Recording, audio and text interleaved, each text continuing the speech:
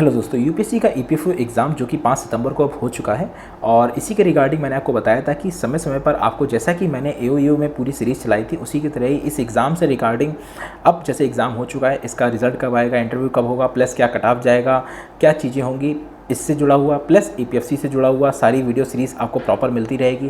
Plus दोस्तों, इस पूरे वीडियो में मैं आपको बताऊंगा कि क्या कट ऑफ रहेगा और क्या ईपीएफसी का सिलेबस होगा।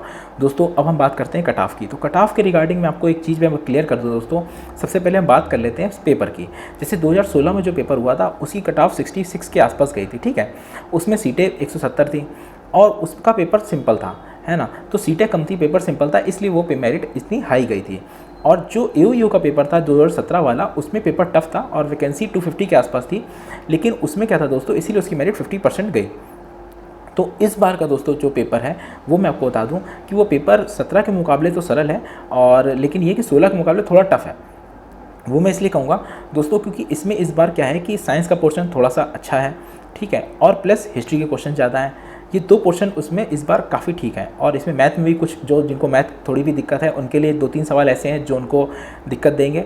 तो इसीलिए दोस्तों क्या है कि इस बार जो कट ऑफ का जो एनालिसिस किया गया है, जैसे बहुत से लोग कह रहे हैं कि उनके यहाँ प्रेजेंटी बहुत कम रही, तो दोस्तों मैं आपको बताऊं, मैंने हमेशा एक चीज़ कही है कि जो साइड लाइन के एग्जाम होते हैं ना, उसको लोग डाल ही नहीं पाते हैं। जैसे इसमें सिंपल ग्रेजुएशन था, किसी भी स्ट्रीम से आप ग्रेजुएशन या फॉर्म डाल सकते हैं, लेकिन लोगों ने फिर भी नहीं डाले। तो आप ये समझिए कि जब फॉर्म ही आपके 9.5 लाख पड़े थे, जिसमें प्रेजेंटी लगभग जो स्टेट का डाटा आ रहा है वो लगभग 30% के अराउंड है, जबकि यूपीएससी की जो अटेंडेंस रहती है सिविल सर्विसेज में भी कोई 50% के आसपास होती है। और इस बार क्या था कि जैसे लास्ट ईयर थी 40% थी जो ईपीएफओ वाला एग्जाम हुआ था, इस बार ये मान के चलिए कि 35% के आसपास प्रेजेंटी है। तो प्रेजेंटी भी कम है, लेकिन उनको जो टोटल बंदे लेने हैं वो लेने हैं 1300 प्लस के आसपास, 1300 प्लस, लगभग 1350 लोगों को कॉल वो करेंगे। और उसके रिगार्डिंग लगभग जो कट ऑफ एनालिसिस हुआ है वो ये हुआ है कि जो जनरल का कट ऑफ है दोस्तों वो 55 के आसपास रहेगा। ये सारा कट ऑफ आउट ऑफ 100 है, क्योंकि जो पिछले 2 कट ऑफ है वो भी आउट ऑफ 100 थे। इसीलिए आपके समझने के लिए और सहूलियत के लिए हमने आउट ऑफ 100 कट ऑफ लिया हुआ है। आउट ऑफ 100 में 55 नंबर कट ऑफ हमने जनरल का माना है, जिसमें +-2 हो सकता है कि वो वेरी कर सकता है किसी भी चीज़ के लिए, कि पेपर का जो भी है, मान लीजिए जो एनालिसिस है, जैसे हम लोग ने जो सर्वे किया हुआ है चीज़ों का स्टूडेंट्स को लेके, उसके हिसाब से। लेकिन ये कि फिर भी ये मान के चलिए 90% के आसपास ये 55 पे ही रहेगी, और ये बहुत सही स्कोर भी है इस पेपर को देखते हुए। और 55 में +2 -2 है कि इसमें से ऊपर नीचे वेरी कर सकती है, ये जनरल का है। उसके बाद जो अगर ओबीसी लेते हैं तो 52 है, प्लस अगर हम एससी की बात करते हैं और ईडब्ल्यूएस की, तो वो लगभग 49 के आसपास हमने माना हुआ है। इसी के रिगार्डिंग हमने ओएच और पीएच वालों को भी किया हुआ है, उनकी वैकेंसी 3 थी और एचएच में 8 थी, इसीलिए उसका कट ऑफ हमने इस तरह से रखा हुआ है। ये आप पूरा देख सकते हैं दोस्तों। ये जो कट ऑफ है, अगर आप इस कट ऑफ के आसपास हैं और चीज़ें हैं, तो आप ये मान के चलिए कि आपका स्कोर सेफ़ है।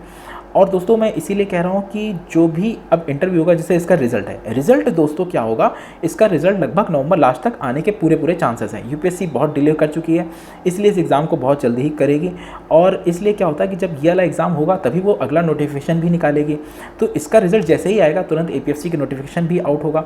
तो इसके लिए क्या है कि इसके बाद ही इसका इंटरव्यू शेड्यूल होगा। इंटरव्यू लगभग मान के चलिए यूपीएससी मेंस के बाद ही कराएगी, क्योंकि इसका जो इंटरव्यू लंबा चलता है, 2 से 3 महीने चलेगा, क्योंकि इसमें 1300 आसपास लोगों को बुलाया जाएगा। हम लोगों में 257 पोस्टें थी, जिसमें से 800 प्लस लोगों को कॉल किया गया था। अब दोस्तों मैं आपको बता दूं कि जो कट ऑफ है, कट ऑफ में क्या होता है कि अगर आपने मैं 55 बताया है, तो जो मान लीजिए सिलेक्ट होगा बंदा वो लगभग 3-4 नंबर ऊपर होगा।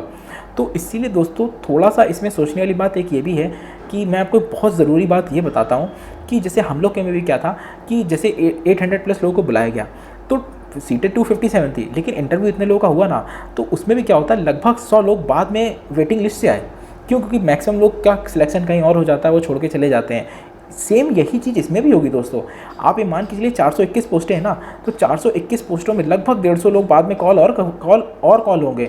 लगभग 600 के आसपास लोग यूपीएफओ में आएंगे, क्योंकि वेटिंग लिस्ट आती रहती है। और यूपीएफओ अपने लगभग हर एग्ज़ाम में ऐसा करता है कि लगभग 2 से 2.5 साल तक वेटिंग लिस्ट जारी करता रहता है, लोगों को बुलाता रहता है। क्योंकि जितने भी लोग हैं, आप ये मान के चलिए कि इसमें एनवायरनमेंट काफ़ी अच्छा मिलता है, लोग कैरी करते रहते हैं सिविल सर्विसेज में, स्टेट पीसेस में, इससे अच्छी या अपने कंफर्ट जोन में वो चले जाते हैं, तो इस पोस्ट को वो छोड़ देते हैं।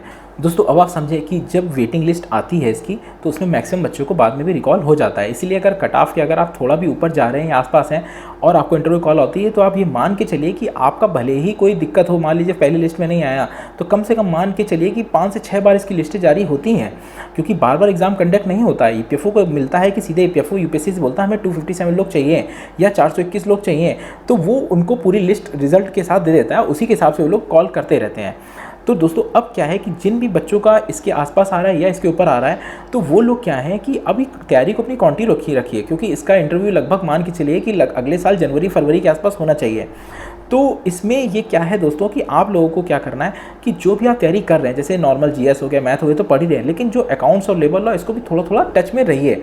और मैं आपसे यही कहूँगा दोस्तों, जिनका एग्ज़ाम अच्छा हुआ वो भी, और जिनको लगता है कि वो नहीं दे पाए या किसी कारणवश उनका एग्ज़ाम में कुछ स्कोर कम रह गया है, तो वो भी अपनी तैयारी कंटिन्यू करने के लिए यूपीएससी एग्ज़ाम में लग जाए, क्योंकि उसमें भी नॉर्मल ग्रेजुएशन आएगा, प्लस जनरल एज 32 है, ओबीसी की 35 रहेगी और एससी एसटी 37 रहेगी, तो वो इसी हिसाब से रिलैक्सेशन रहेगा, उसमें जो भी सेंट्रल गवर्नमेंट का रिलैक्सेशन होता है वो अप्लाई होगा। तो दोस्तों इसमें इस पूरे एग्ज़ाम में आपको करना क्या है कि अभी से तैयारी करते रहिए, जिनका अच्छा हुआ वो भी और जो फोकस करना चाहते हैं वो भी। और इसका जो सिलेबस है दोस्तों एपीएफसी का, वो एपीएफसी का सिलेबस वही है जो आप देख सकते हैं, ये एपीएफसी का ऑफिशियल सिलेबस है जो आपको दिख रहा है। और इसी ऑफिशियल सिलेबस में क्या है दोस्तों कि सेम वही सिलेबस है जो एओयू एग्ज़ाम में था, तो इसमें कुछ भी चेंज नहीं हुआ है। और इसी सिलेबस के रिकॉर्डिंग इसमें क्या है कि इसमें ज्योग्राफी का पोर्शन नहीं है, प्लस मॉडर्न इंडिया ही है खाली, बाकी अदर कुछ नहीं है, सेम वही सिलेबस है जो एओयू का था। इसलिए कन्फ्यूज़न मत रखिए, जो इस सिलेबस है बस एग्जैक्ट यही है जो एओयू में था, और प्रोसेस भी वही है, कुछ भी डिफरेंस नहीं है, ना होगा। तो दोस्तों कहने का मतलब यही है कि जैसा कि मैंने पूरे एओयू एग्ज़ाम में समय समय पर सारी स्ट्रेटजी दी, आपको सारा मटेरियल दिया, एमसीक्यूज़ दिए, पूरे वीडियो लेक्चर मिले, उसी से और अपग्रेडेड करते हुए, अपने में रिफ़ाइन करते हुए, पूरे नए ऐप और वेबसाइट के साथ आपको सारी और फैसिलिटी मिलेगी। तो मैं आपसे दोस्तों यही कहना चाहता हूँ कि जितनी जल्दी आप हो सकता है जुड़िए। 13 सितंबर से कोर्स लॉन्च हो रहा है, एपीएफसी भी, ऑफिसर बैच भी। आप कोई भी जो आपको सुटेबल लगे, ऑफिसर बैच लेते हैं तो आपको वो सारे एग्जाम मिलेंगे जो इसमें दिए हुए हैं, एपीएफसी भी उसमें इंक्लूडेड है, plus IAS PCS RO ARO prelims भी है, plus ALC ESIC SRB, maximum ऐसे सारे एग्जाम आपको उसमें मिल जाएंगे। वो आपके लिए बहुत बेटर रहेगा।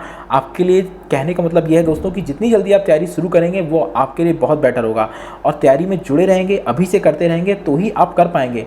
एक बात बिल्कुल ध्यान से समझिए दोस्तों कि एओयू का जो एग्ज़ाम था उसकी डेट 3 बार बदली।